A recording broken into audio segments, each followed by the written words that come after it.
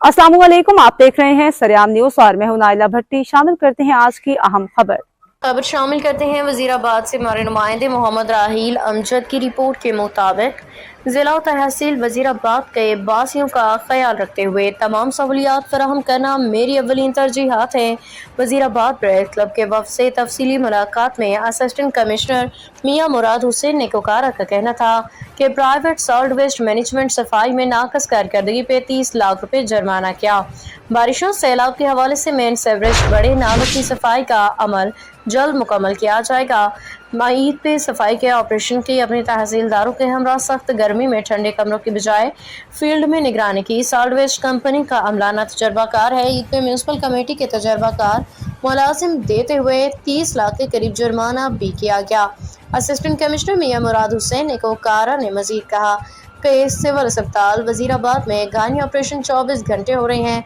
Gynaecologist को अद्वियात operation theatre फराहम कर दिए गए हैं। नौमौलूद बच्चों के लिए नर्सरी के क़याम की कोशिश कर रहा हूँ। शहर के तमाम मसाइल की जर्नलिस्ट निशानदेही करें, फौरी कार्रवाई होगी। सिविल अस्पताल में अमला सफाई को कम तनख्वाह उनके सर्विस कार्ड रखने के खिलाफ मुकदमा दर्ज करने के अहकामात और अस्पताल साहब का करप्शन में मुलविस अफराद को अस्पताल से दूर रहने को कहा गया।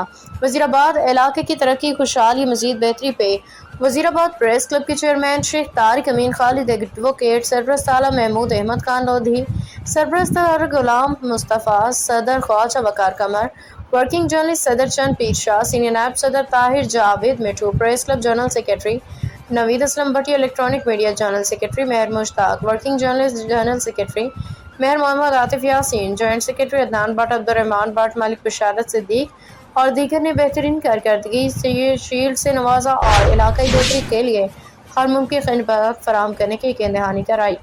वजीराबाद प्रेस क्लब सहाफ़ियों की मुलाकात के मौका पर असिस्टेंट कमिश्नर के सेक्रेटरी मुनीर आलम भी मौजूद थे।